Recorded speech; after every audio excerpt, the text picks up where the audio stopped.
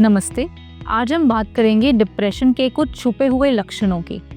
मैं हूँ doctor Pavitra, associate consultant psychiatrist at Aakash healthcare multi speciality hospital, sector 3 Dwarka, New Delhi में। जैसा कि आप सब जानते हैं, डिप्रेशन कोई छुपी हुई बीमारी नहीं है और सिर्फ कुछ लोगों को नहीं होती, बल्कि वर्ल्ड वाइड पूरी दुनिया भर में ये काफ़ी लोगों को होती है। अक्सर हम इसको डायग्नोस नहीं कर पाते क्योंकि हमें पता नहीं होता इसके क्या लक्षण होते हैं। हम ऐसा सोचते हैं कि डिप्रेशन सिर्फ ऐसे बंदे को होगा जो या तो ज़्यादा पढ़े लिखे नहीं हैं, जो ज़्यादातर उदास दिखते हैं, कुछ काम नहीं करते। पर पहला सबसे बड़ा सिम्टम जो है डिप्रेशन का यही है कि बहुत सी बार हमें उदासी दिखती ही नहीं है, बल्कि व्यक्ति चिड़चिड़ा रहेगा, बहुत सी बार छोटी छोटी बातों पे गुस्सा करने लग जाएगा, या बहुत सी बार वो हंसते भी रहते हैं लेकिन हमें पता नहीं चलता देखने वाले को कि उनको डिप्रेशन की शिकायत हो सकती है। दूसरा लक्षण ये है कि पूरे समय शरीर में एक थकावट सी रहेगी, ऐसा लगेगा जैसे शरीर में कोई बुखार सा है या कुछ एनर्जी ही नहीं बची है। बहुत सी बार हम इसके लिए कोई विटामिन ले लेंगे, कुछ योग करने की कोशिश करेंगे, पर कोई फ़ायदा नहीं होता। वो इसलिए है क्योंकि डिप्रेशन की शिकायत सिर्फ इन छोटी मोटी चीज़ों से नहीं ठीक होती है, इसके लिए इलाज लेना ज़रूरी है। तीसरा लक्षण ये है कि बहुत सी बार शरीर में बहुत लंबे समय तक पेन रहना, या फिर जोड़ों में दर्द रहना, या फिर ऐसा लगना कि बार बार पेट खराब हो रहा है, पेट में दर्द हो रहा है, सर दर्द हो रहा है, जो रोज़ रह रहा है और उसका कोई कारण नहीं पता चल रहा है।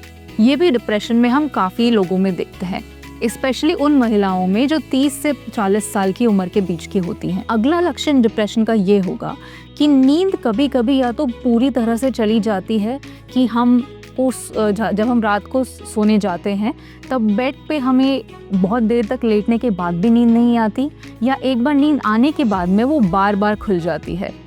आखिरी ये भी हो सकता है कि हम सुबह जिस समय उठते हैं उससे 1 या 2 घंटे पहले उठने लगे।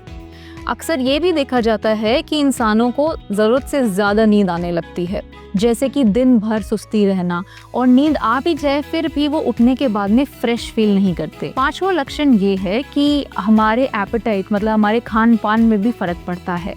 हमें या तो बहुत ज़्यादा भूख लगने लगेगी और टेंशन में, तनाव में आके हम ज़्यादा खाने लगेंगे, या फिर हमारी भूख बिल्कुल चली जाएगी।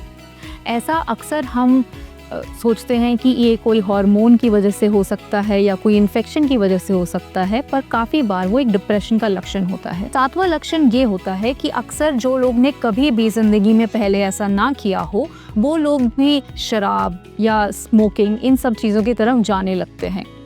शुरुआत में लोगों को ऐसा लगता है कि जो तनाव उन्हें फील हो रहा है वो शायद इन चीज़ों से ठीक हो सके, पर क्योंकि अंदर डिप्रेशन की बीमारी पल रही होती है तो इन वजहों से ये चीज़ें भी काम नहीं करती हैं, बल्कि शराब, तंबाकू, इन सब की लत लगने का चांस डिप्रेशन के मरीजों में सबसे ज़्यादा होता है। आठवां लक्षण ये होगा कि जो इंसान पहले बहुत समझदारी से काम लेता था, बहुत धैर्य रखता था, वो भी अब ईजिली फ्रस्ट्रेट होने लगे। छोटी छोटी बातों पे जल्दी से गुस्सा हो जाए, या फिर कोई भी काम गलत होने पे वो उसको संभाल ना पाए। इसको हम अर्ली फ्रस्ट्रेशन टॉलरेंस कहते हैं, जो कि डिप्रेशन के मरीजों में कम हो जाती है। नवा लक्षण होगा कि शरीर में भी कुछ चीज़ें ऐसी दिखने लगती हैं, जैसे बाल बहुत ज़्यादा टूटना और आगे की तरफ से बाल सर में टूटने लग जाना, या फिर स्किन की बीमारियां होने लग जाना। ऐसा अक्सर देखा जाता है कि जो लोग बहुत समय तक डिप्रेस्ड रहते हैं उनके शरीर में कोर्टिसोल लेवल्स, एक जो हार्मोन होता है, उसकी मात्रा बढ़ने लग जाती है। इस वजह से शरीर में और भी तरह की बीमारियां पनपने लगती हैं। डिप्रेशन का सबसे आखिरी लक्षण ये है, और जो सबसे ज़्यादा इम्पोर्टेंट है, कि हम सबके बीच में रहने वाले लोग डिप्रेशन से जो गुजर रहे हैं वो हम सबसे ज़्यादा खुशमिजाज लगने लगेंगे।